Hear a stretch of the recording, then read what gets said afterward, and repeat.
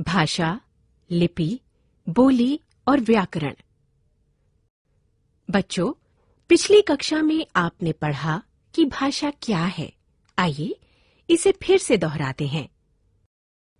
भाषा वो माध्यम है जिसके द्वारा अपने मन के भावों और विचारों को प्रकट किया जाता है और दूसरों के मन के भावों और विचारों को जाना जाता है।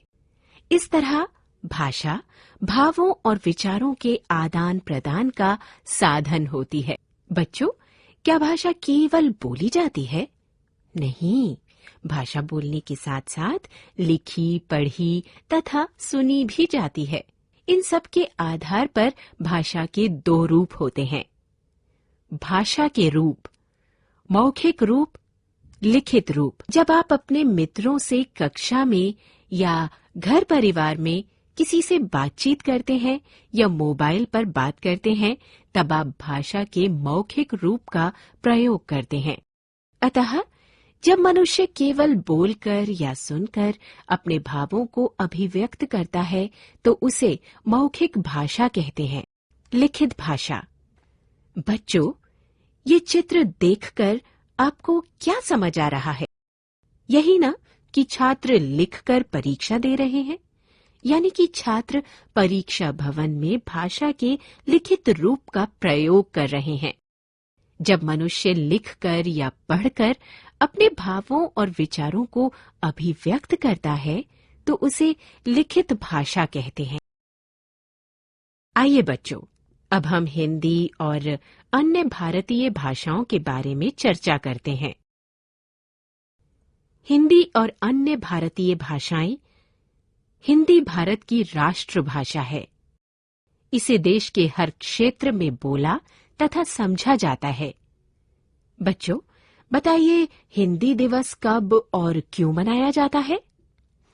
चलिए मैं बताती हूँ।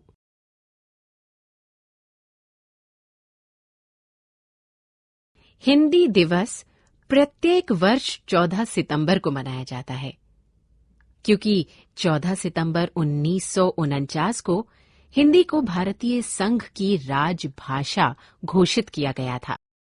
बच्चों, भारतीय संविधान द्वारा मान्यता प्राप्त भारत की अन्य भारतीय भाषाएं हैं असमी, बांग्ला, गुजराती, कन्नड़, कश्मीरी, कोंकणी, मलयालम, मणिपुरी, मराठी, नेपाली, उड़िया, पंजाबी, संस्कृत, उर्दू, सिंधी, तमिल, तेलुगु, बोडो, डोगरी, मैथिली तथा संथाली।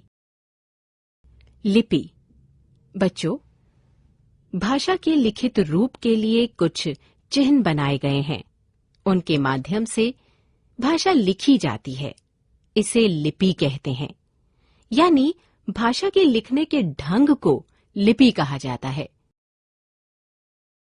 विश्व में बोली जाने वाली सभी भाषाओं की अपनी अपनी लिपियां होती हैं। आइए कुछ भाषाओं की लिपियों को जानें। भाषा: लिपि: हिंदी देवनागरी, गुजराती देवनागरी, संस्कृत देवनागरी, पंजाबी गुरुमुखी, बांग्ला बंगाली, मराठी देवनागरी, अंग्रेजी रोमन। बोली: बच्चों, भाषा के स्थानीय या क्षेत्रीय रूप को बोली कहते हैं। आइए बोली और भाषा में अंतर समझें। बोली भाषा: बोली भाषा का क्षेत्रीय रूप होती है, जबकि भाषा विस्तृत होती है। बोली का लिखित रूप नहीं होता, जबकि भाषा में साहित्य रचना की जाती है। बोली का प्रयोग सरकारी कामकाज में नहीं किया जाता, जबकि भाषा का प्रयोग सरकारी काम में किया जाता है। व्याकरण: बच्चों, व्याकरण शब्द से तो आप भली भांति परिचित हैं।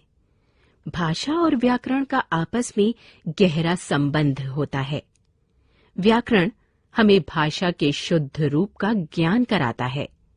अतः व्याकरण वो शास्त्र है जिसके द्वारा हम किसी भाषा को शुद्ध रूप से बोलना, लिखना तथा पढ़ना सीखते हैं।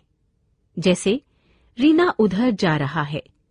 इस वाक्य में शुद्ध और अशुद्ध होने का पता हमें व्याकरण से ही चलता है। बच्चों, यह वाक्य अशुद्ध है।